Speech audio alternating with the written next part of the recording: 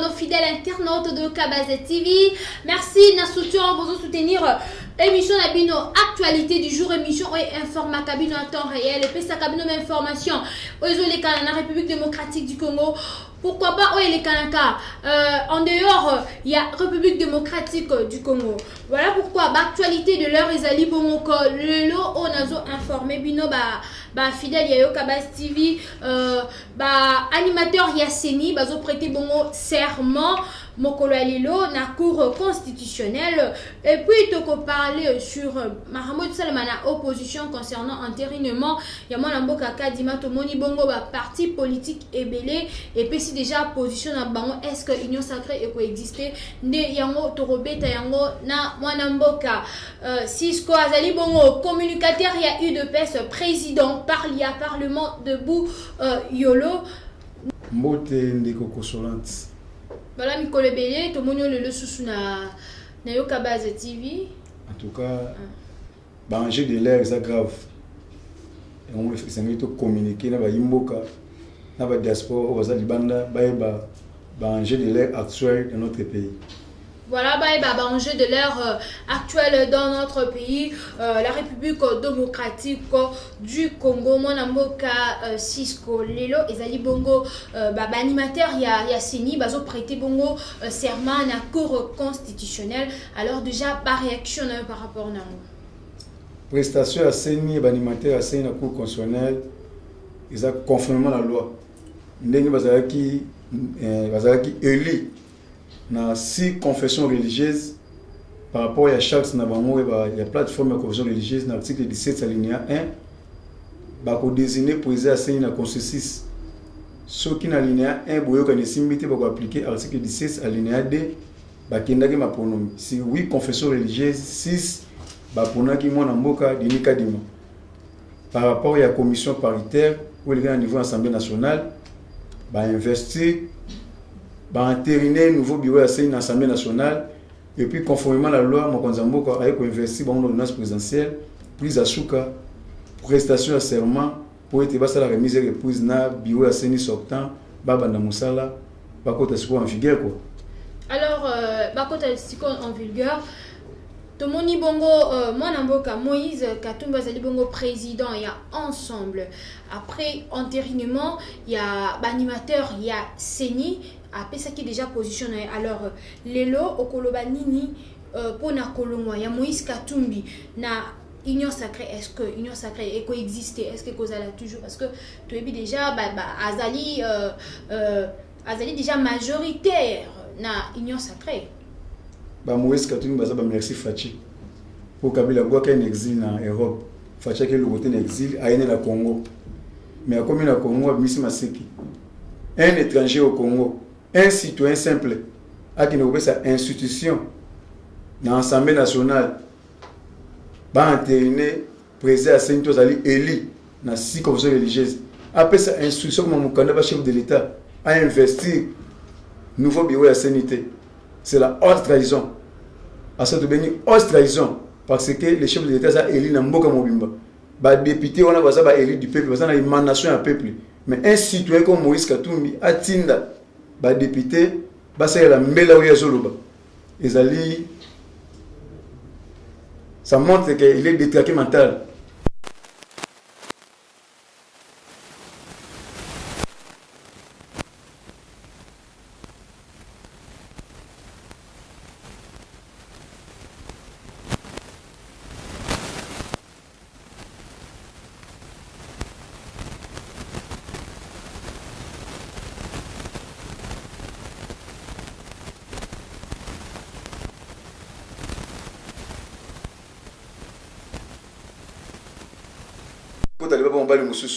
On n'a pas bombi libal a zongi mobile na kala yeba ki baboya na te bazalaka déjà nde omoni coalition bloc basali pour na ko ternir image ya mboka koloma Moïse Katumbi zali non événement. Pourquoi? Parce que ba député et ensemble pour le changement va comprendre que bazaba homme d'état être un député être un ministre aux employeurs mututé aux hommes d'état donc aux émanation à peuple aux mandataires à peuple jamais au rôle de union sacrée. Parce que l'union sacrée est liée comme Mokonzamboka Salaki pour être député na ba ministre ba misala ba wumbu ya peuple congolais ba misala bana misala ya peuple congolais.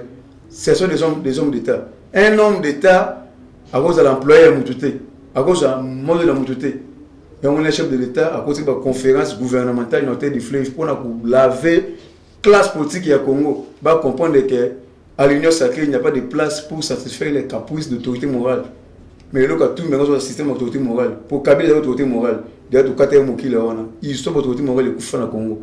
Mais quand tout a imposé par ministre et par député, par l'Union sacrée. Mais grâce à la maturité politique, il y a chef de l'État fait ce que tu le mot.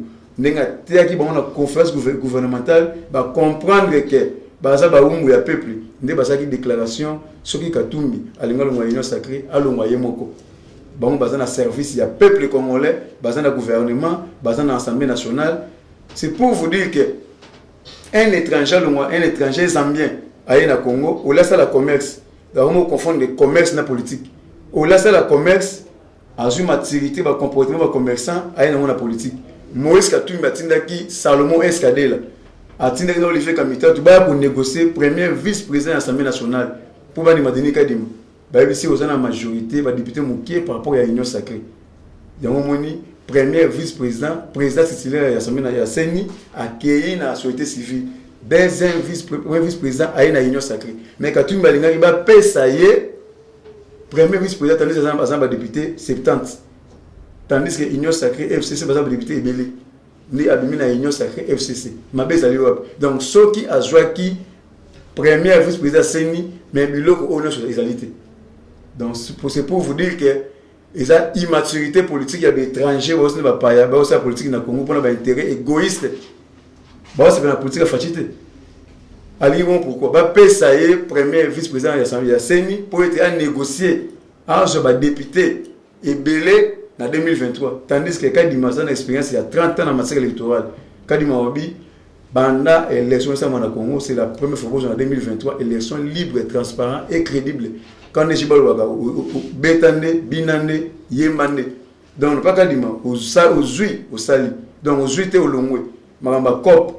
On a ça la COP, on a coupé notre autorité morale, moyen billet vert, pas mis en député, autorité morale, là, on va député écrasante, maramba on est sili.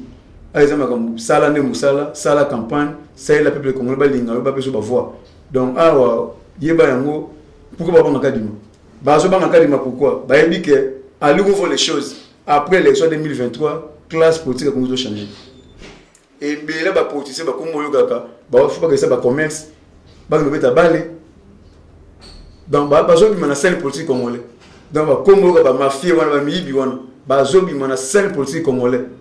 Donc tout ça renouvellement la classe politique congolais. Ba comprendre vision mo konzamboka. Mamba cop ici, ba anti valeur ici. Tout question ninga droitier, au postuler, au sali campagne, aux yeux au sali. Donc aux yeux to longwe. Donc ba ke ba longo. Le lo Moïse Katumbi, merci Fachi, a joué l'exil en Europe, a yéné a sali parti politique, pas même une année, a linga ça la boîte de forme mo konzamboka, après c'est mo konzamboka ba institution. Na pas comme Mobutu bien Kabila Moïse Katumbi ko fongola mbanga loba. Kabila bengana a. Mais le Katumbi a eu courage de ko fongola mbanga a imposer biso autre franchir ligne rouge. Ligne rouge yango de franchir. Basa la ba plan na ba kabiliste na fauli na ba sango na ba mbongo ba misa coup d'état. Ils ont plein coup d'état. Pour faire na caméra sur le bango, on va utiliser tous les voies. Coup d'état ni bazo bongisa. Maintenant on fait na caméra lobby que on va utiliser tous les voies pour être prisé à Seni à Salaté. Pour être livré à CNSA la tête, on va utiliser tous les voies. Donc tous les voies, même le coup d'État. Voilà mon amboka Cisco. Alors le Tomoun Bongo ensemble, FCC, Kabila, la Muka 5, Sangani Bongo pour amener action contre le président Félix Tshisekedi pour que Seni ait à la dépolitiser au copé sa point de vue par rapport à la. Batunyo so basangani wana. Tout le monde qui a la communication na barang. Il y a une nouvelle coalition au Salami entre autres Kabila, Fayulu, Katumbi na autorité morale na bango Ambongo, Chole na Utembi. Babanda qui na scénario ya vérité des urnes et simbité. Ba qui na scénario ya décision échec. Ba na scénario ya Kabila va revenir encore échec. Ba qui na scénario ya Kadima ne va pas passer. Échec. Maintenant tous les scénarios prémédités ont pratiquement échoué. Et comme tout ça, le bloc.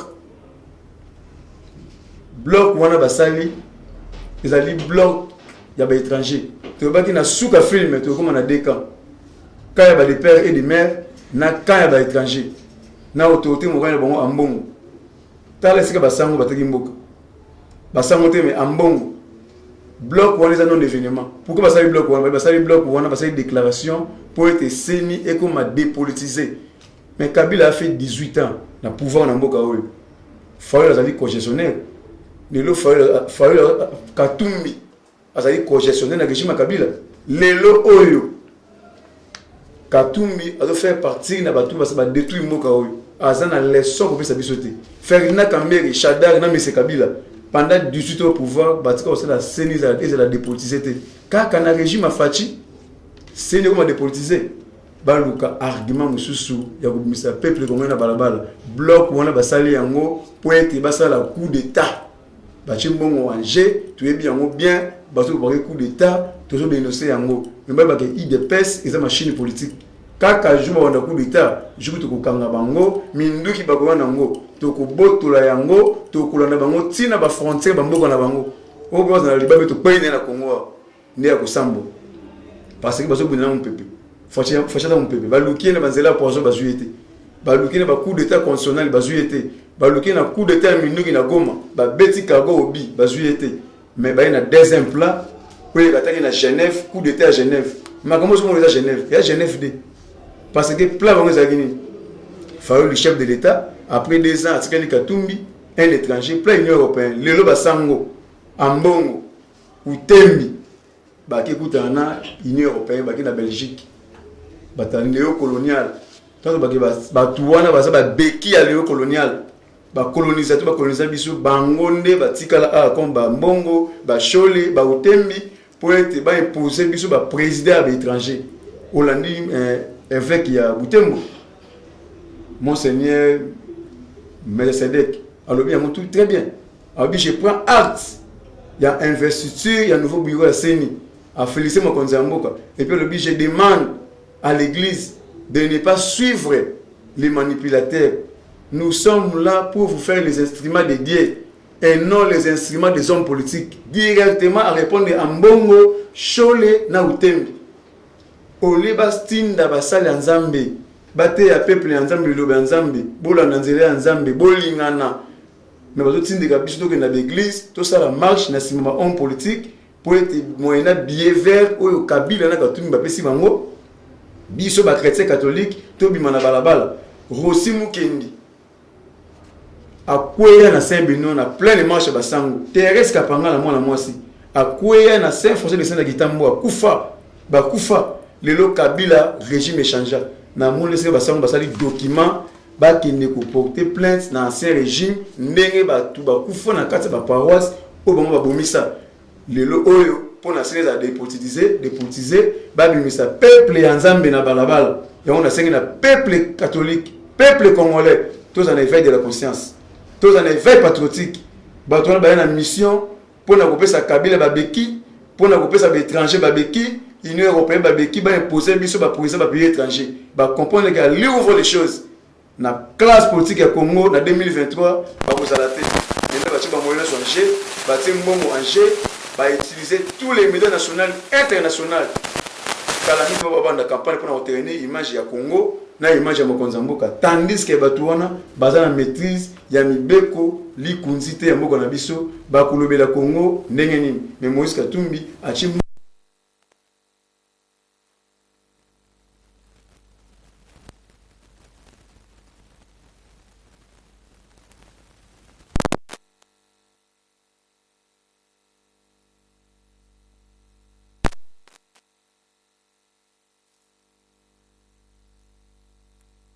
Le sénateur a vu Joseph Kabila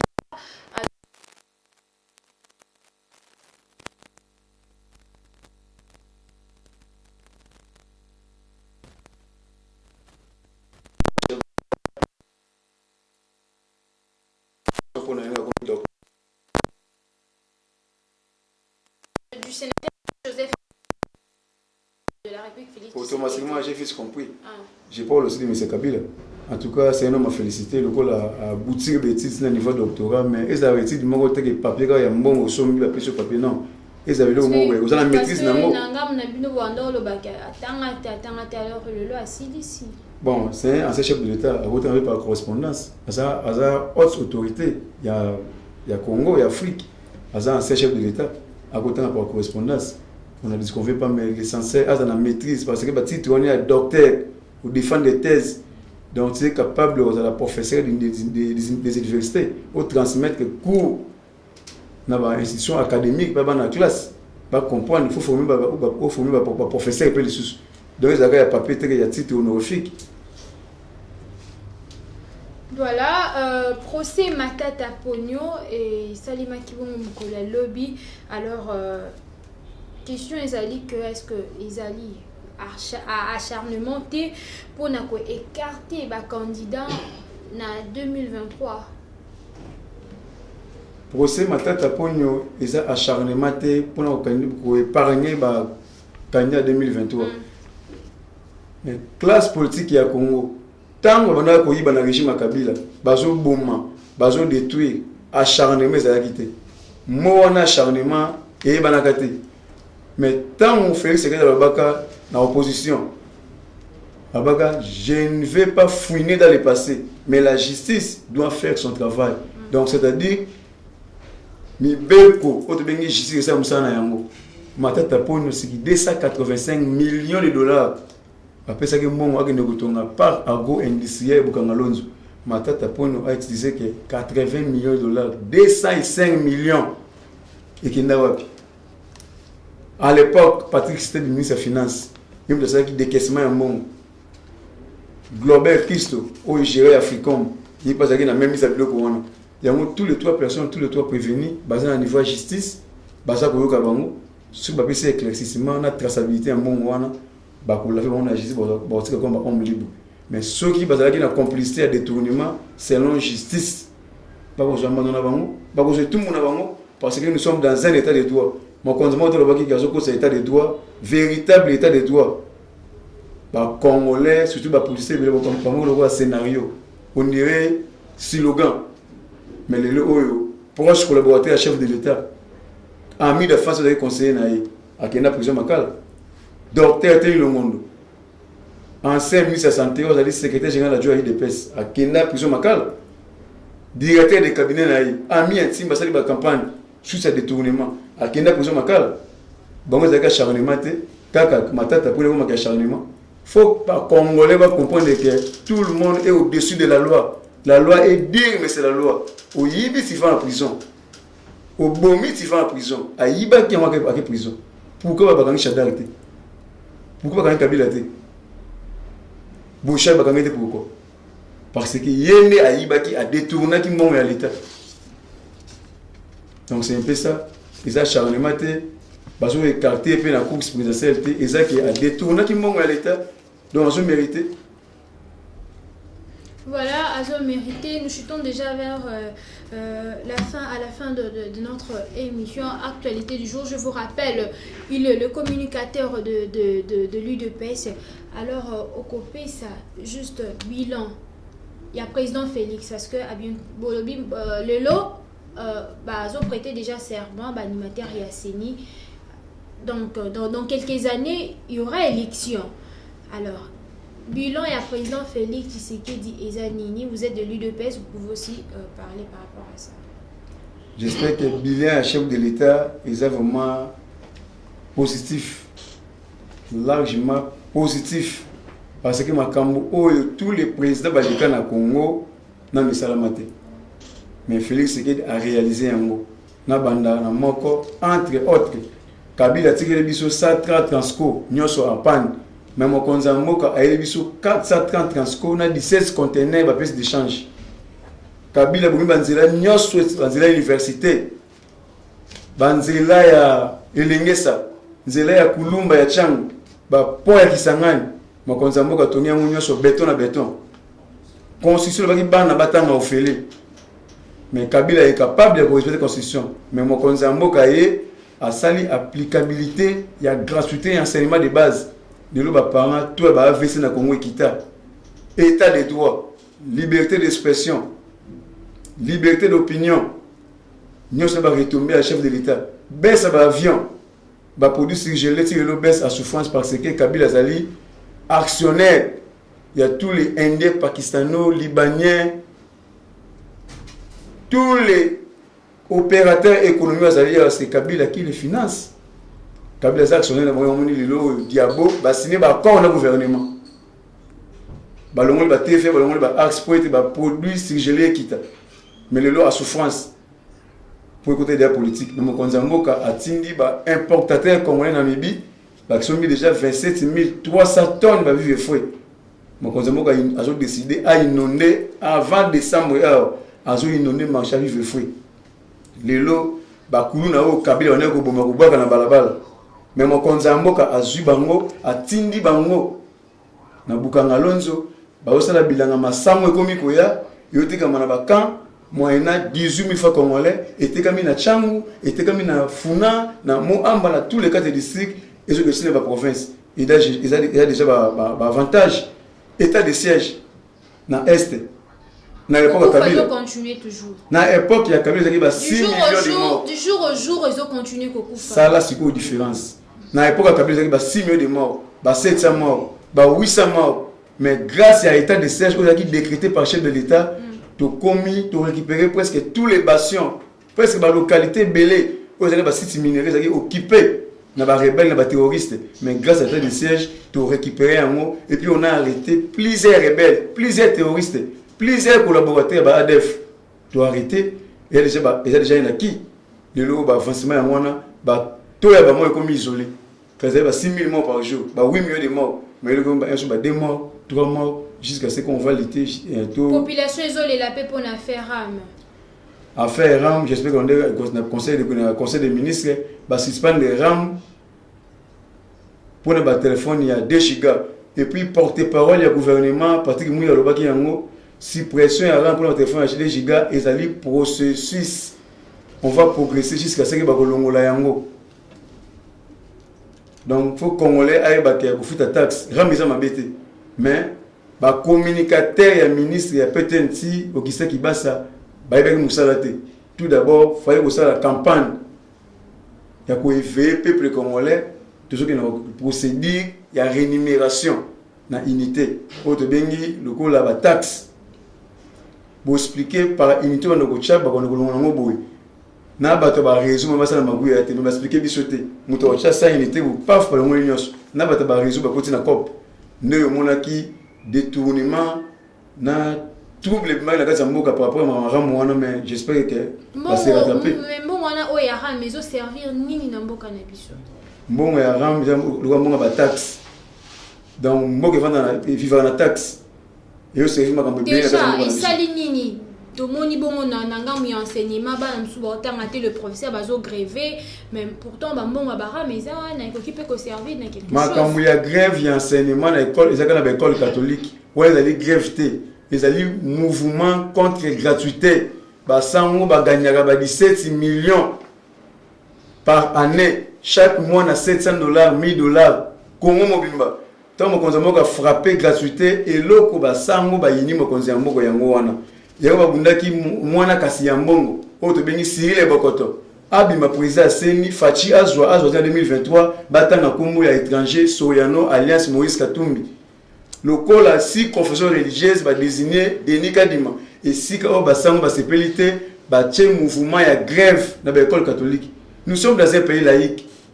Nous sommes dans un pays laïque, tous les confessions religieuses sont égaux. Mais pourquoi dans l'école protestante ba na dans l'école musulman na l'école laïque bana baotanga na l'école kimbangiste bana baotanga na armée de bana baotanga kaka na école catholique ils allaient grèveté ils allaient mouvement anti gratuité et loko ba sango ba yima konzambo ko yango wana bango ba limité ba parents batangisa bana ofele to futa ba millions de dollars na école comme ça bango ba s'enrichir ba vraiment na mitu na biso OK gratuité ils allaient négociabilité ils allaient constitutionnel ils allaient constitutionnels. Comme on a un test. Donc, on a poussé à appliquer. Et puis, avant gratuité, mon consambo a coûté un salaire à 80 000. mais le lot va comme un salaire à 400 000 francs congolais. Ministre a PSPT, Tony Mwaba, a barré 40 000, bah comme 440 000 francs congolais, bah ça la grève pour l'année. Donc c'est un mouvement encore autre béni anti-gratuité. État des sièges, PJ jusque-là, couper ça, bilan état des sièges. Bilan état des sièges, presque, Hollanda qui chef d'état-major, il y a groupe armé ADF, Bakanga qui est, bah 80 rebelles. Plus de 60 quelques militaires rwandais n'a pas tenu militaire il y a Rwanda na kasa sol Congo avec des armes lourdes et des armes légères mais sur instruction du commandant suprême bakangi bango en douceur Hollanda qui réaction ya ambassadeur ya Rwanda accrédité na Congo pour te bengi François Karega aniaki yango mais le président Rwanda a commis ko la diplomatie de sorte que bazo ba militaire rwandais bazongisa bango na sol rwandais mais avec tous les preuves bazali awa na ba tenue militaire ya Rwanda bazali awa na ba arme lourd ba yaki nango pona ko piller minerai nyonso ezali ba retomber à état de siège ba localité presque ezali occupé na mboka ba rebelle ADF pona ko piller minerai le commune sous ordre ya FRDC on a arrêté là ko bango. Madame, Messieurs, Tokomi na suka émission na biso président Cisco kokiko la synthèse par rapport à l'actualité oyo ezo lekana na mboka na République démocratique du Congo to mona ki bongo entérinement ya mona mboka kadi mais puis bazo prêter déjà serment à la cour constitutionnelle et puis okopé ça okochité aussi par rapport il y a Bosangani, ensemble, il y a la MUCAP et d'autres partis politiques pour dépolitiser CENI. Voilà. Ok, merci madame pour nous citer. Kosangana ya bloc basali na c'est ya nouvelle coalition pour nous dépolitiser CENI et ça non événement. On ne peut pas bloquer la République à cause des individus, à cause des partis politiques. Babengi bango na commission paritaire ba été papa mbosa pesi bango ba 72 heures ba 2 semaines ba été papa mbosa ba que jour au CG pour CG seul on ne va pas bloquer la République à cause des individus bien à cause des partis politiques donc les chiens à bois la caravane passe peuple congolais a pour cette élection en 2023 conformément à la calendrier électoral conformément à la constitution le chef de l'État c'est un démocrate a aussi un parti politique qui a UDPS autre pour une démocratie à la droite, il y a ça glissement. C'est pour cela que Makonzamboka avec ça bango to na recensement, ba gagner au recensement té. Moi zaki shit, zaki mouvement. Ba quel mouvement recensement Makonzamboka na bonne élection. 2023, il y aurait élection. Donc une élection. Donc bloc parce que ça non événement, et ça des blocs ya kala. Siko on est kindokia et bien na posta. Et on va baloka na butu. Baloka na butu siko bien na posta. Pour la société nationale internationale taka mutu ko la fayul na katumbi nous sommes sur na kabila ça non événement ça retour au bercail quand c'est kabila lobaki et ça retour au bercail et ça non événement mais ba que plan baza ko sala pour na ko ternir image ya mboka pour na ko loka détruction na mboka biso peuple congolais na sengi na peuple congolais na éveil de la conscience na sengi na peuple congolais na éveil patriotique tous à la osage tous en alerte maximale. Bah, on met des actions de grande envergure dans balabala. Bazan monopole balabala. Le lo PPRD. Bah comme modèle. Bah pesa biso peuple congolais leçon ya démocratie, leçon ya CENI. Banda Kabila comme chef de l'État déjà organisé ba élection. À ça ba formalité pour le chef de l'État. Bah ministre la majorité écrasante. Maintenant, bazo mon asiko véritable élection libre, transparente et crédible. Papa tient le bagage. Les jours que IDP sera au pouvoir, il aura pour l'opposition. Les jours que l'IDP sera au pouvoir, c'est l'IDP qui va organiser les véritables élections libres, transparentes et crédibles. Maintenant, tout ce qu'on a effacé, grâce au Congolais, congolais, na urne. Pour na kochité. Yeba yango, na sengi na ba chrétien catholique. Na sengi na peuple congolais. Tolanda mouvement ya ambongo te na cholete. Ambongo chole utembi baza na service pastoral te, baza na service ya Kabila. Ba servir Nzambe te, ba servir Kabila na Katumbi. to landa vision ya mokonzi ya mboka, to soutenir chef de l'État, to zala ozage, to zala alerte maximale. Mais ceux qui ont un monopole ya balabala, mais ba ba ki bazala monopole ya balabala te. Bango ba ko mona balabala, mais biso peut ko mona balabala pour tout la sa mokili mobimba. Tout ça ko soutenir vision ya chef de l'État, tout ça ko soutenir élection en 2023, tout ça ko soutenir nouveau bureau ya CENI. Ce que tu as la bango na biso na balabala ba ne ko envahir balabala. Peuple au PPRD ko bisa na balabala. Parce que PPRD, FCC, basili ko ma peuple. Na ba fausse commune, na minduki, na ba tuerie, na koyiba peuple. Peuple azalaki fatigué, mais le lo Fayulu Félix a fabriqué ça les opposants, le lo Fayulu na Katumbi bakuma ba opposant. Le basangana na Kabila balasi opinion nationale internationale, baza ba mafié, bazali ba yini ya peuple pour ba kesanga na mutu bomimbo pendant 18 ans. Bien. Donc c'est un peu ça. Voilà, c'est un peu ça. C'est ici que nous mettons fin à notre émission Actualité du jour. Un grand merci à vous. Abonnez-vous massivement et un grand merci à mon équipe technique. On se retrouve à un prochain numéro. Merci. Ok, Congomani, diaspora, où on a posé information à temps réel, tout ça à disposition à Bino, plus 243 89 68 53 286. Plus 243 89 68 53 286. C'est votre humble serviteur, président Cisco, Parlement de Boukapé, la zone rouge. J'ai dit et je vous remercie.